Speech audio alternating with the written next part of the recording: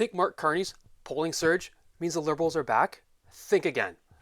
Pierre Poilievre still has a majority in the bag. And I have the faulty polling numbers and Mark Carney's lies to back it up. Guys, I'm your host, Parmesan. Welcome to Niagara Due North, and let's go over all of these lies. Da, da, da. Da, da, da, da, da, da.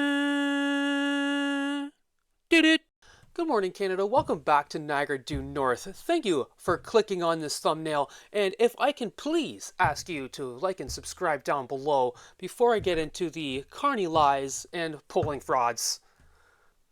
Let's get into it. Polls are all over the place. Okay, one day we got Conservative Party 45%, 47% sometimes, and looking to get 230 seats. Okay, then all of a sudden Carney comes in and it's a tie? I mean, I can see a bump from Trudeau leaving, but a tie? We're talking a 25-30 point increase just because of Mark Carney? Look at this. 76% of Canadians don't even know who Carney was in January. Yet he's supposedly winning now? That's not a voter shift. Okay, that's polling nonsense. Look at Ecos, Frank Graves from Ecos, openly admitting that his numbers are faulty to skew voters to lean left. Online polls always oversample urban areas. No one ever talks to the rural people. I don't know about you. Comment down below. Have you ever got a call from a pollster? I've never got a call from a pollster. Online surveys always oversample Toronto, Montreal, Vancouver, urban areas. And they always leave the rural areas. Not gonna lie, a lot of people in rural areas probably don't answer the phone. But those are the people who are sticking with Pierre, and they will never leave. Those people are getting overlooked. Always understand this. Take a look at the Ontario election. There's a poll here. This said it was going to be a lot tighter than it was. Everyone knew he was going to get a blowout, but for some reason all the polls said otherwise.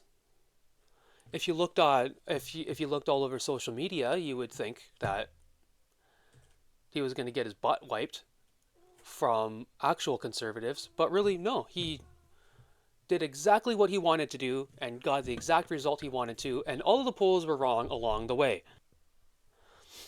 And then there's Mark Carney, Mr. Trudeau himself, and all the lies. Currently undergoing the Brookfield headquarters moving to New York scandal. This just in, it wasn't the headquarters. But nonetheless, this guy is telling you that your economy is fine and he's moving his own company out of the country. He says he'll ditch the carbon tax, then admits that he'll just slap another name on it. This guy's a technocrat.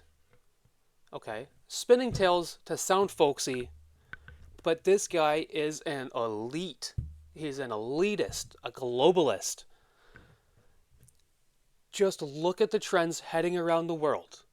The world is getting away from globalism. That should tell you right there he's not going to win.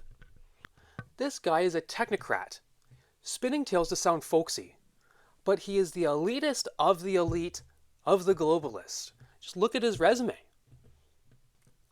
2 G7 jobs, UN gigs, and 0 political experience. Pierre's been out there, boots on the ground, while Carney's playing catch up with lies that don't stick. Pierre's got the momentum. Even with the Carney hype, the Conservatives are still at 40 to 45% majority territory, while Liberals are bouncing around like yo-yos. Pierre's Canada First rally really hit home. It was packed. His plan is clear. Axe the tax, secure the border, boost jobs, and bring in investment. The silent majority, the ones sick of playing liberal games, they don't answer surveys, and they're voting Conservative. Carney's a blip, And Pierre is the future of Canada. So don't sweat the polls, guys. Or the Carney spin. Pierre's majority is coming. Canadians want results. They don't want rebranded taxes. They don't want rebranded Trudeau. And they can see through it. At least enough of us can see through it.